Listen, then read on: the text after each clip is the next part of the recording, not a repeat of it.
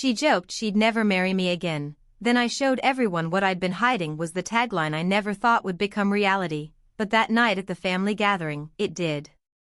It had started as a simple reunion, her family, my family, old friends, and a few colleagues thrown together in the spacious backyard of her parents' estate, twinkling lights draping the oak trees, glasses clinking, laughter floating through the warm summer air. I watched her from across the lawn, the woman I'd loved more fiercely than anyone else, moving gracefully among the guests, her laughter brighter than the string lights above, yet that same sharp, teasing tone I knew too well lacing her words. At some point, someone must have asked her about our wedding anniversary, because I heard her quip, loud enough for the nearest dozen ears, "Oh, honestly? If I had the chance, I'd never marry him again." The words sliced through me like a blade hidden in silk. Everyone chuckled awkwardly, some thinking it was a harmless joke, but I felt the heat rise to my face, a knot of anger and hurt tightening in my chest. For weeks leading up to this gathering, I had suspected cracks in her devotion. The late nights, the hushed phone calls, the faint smell of perfume that wasn't mine clinging to her scarf when she returned from errands, it all built up like storm clouds over a once sunny sky.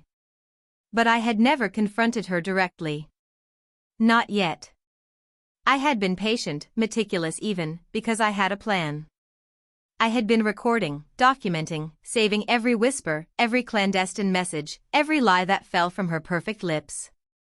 Not out of spite, well, maybe a little, but because I knew words could twist, memories could fade, and I wanted the truth in undeniable form, unshakable, irrefutable.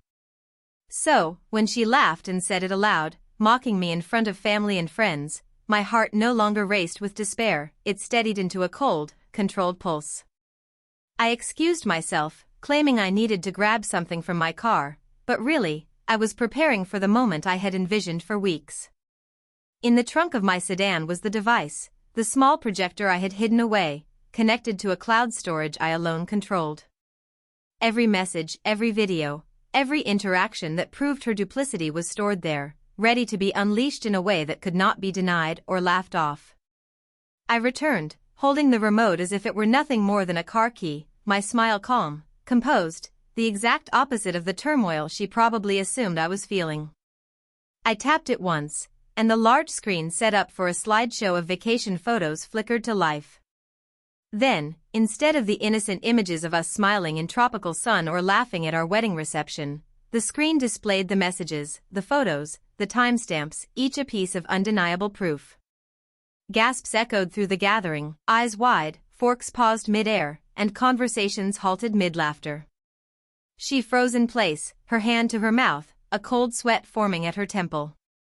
The joke had landed on her, but not in the way she intended. I clicked again, revealing a short clip I had captured, a brief video of her meeting someone in a secluded corner of a cafe, their smiles too intimate, their hands brushing just a little too long, the words she whispered not meant for me, but captured by my lens. The camera angle was perfect, discreet, catching every incriminating detail. I could see her lips part slightly in shock as recognition hit, her eyes darted around, calculating, searching for a way to undo what she had just allowed me to show. But the crowd had already seen. The laughter had turned to whispers, the whispers to murmurs of shock and confusion. "Do you want to explain this?" I asked softly, deliberately, letting the silence stretch between us. My voice was calm, almost clinical, but beneath it was the quiet storm of months of betrayal finally finding its outlet. She looked at me, her face pale, a sheen of mascara streaked down from eyes widened in disbelief, and opened her mouth, but no words came. The once playful smirk that often mocked me had disappeared, replaced with something much rawer, fear, shame, the unmistakable sting of being caught without an escape. Someone in the crowd finally muttered, I don't understand, what is this?" And I leaned forward, pressing the remote slightly, and the next file played, a series of text messages, screenshots of conversations, all pointing to a truth she had tried to hide. The details explicit yet undeniable, time-stamped, context clear. The room felt frozen in that moment, every guest trying to comprehend the person they had thought they knew. Her mother gasped softly, her father's jaw clenched, old friends exchanged glances of disbelief, and I stood there, my hands steady, my pulse steady, the storm finally at the point of release. She tried then, desperately, to regain control, words spilling out in a torrent of denial, excuses, half-truths. "It's not what it looks like," she began, her voice cracking. I didn't mean for," I raised a hand, silencing her without raising my voice. I didn't need to shout. I didn't need to dramatize. The evidence was already doing the talking. I simply said, "It is exactly what it looks like.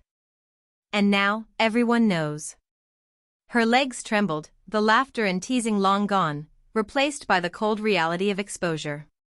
I felt a sense of relief wash over me, not triumph, not malice, but relief. Months of suspicion, fear, and quiet anguish were now addressed, visible, acknowledged. The woman who had once joked about never marrying me again was now confronted with a truth she couldn't evade. I turned to the crowd, gesturing slightly toward her, and said simply, "I guess she wasn't joking after all." The murmur of shock turned to whispers of sympathy, pity, or judgment. I couldn't tell, nor did I care. My focus was solely on the end of a chapter, on the truth standing raw and undeniable between us. She stumbled backward, clutching her hands, looking for some foothold in a reality that no longer allowed pretense. And then, without another word, I walked away. Not angrily, not in a rush, but slowly, deliberately, each step shedding the weight of deception, betrayal, and years of quiet compromise. Behind me, the murmur of the gathering continued, the shock and realization settling like a heavy fog. She was left standing there, the echo of her own joke ringing louder than any laughter, her secrets finally illuminated in the harsh light of exposure. I didn't look back. I didn't need to. I had shown the world what I'd been hiding, my patience, my care, my attention to detail, and most importantly, the truth. And in that revelation, I found a strange, unexpected peace. She had mocked me, underestimated me, and tried to diminish what we had, but now, the truth was mine, undeniable, unshakable, and finally free.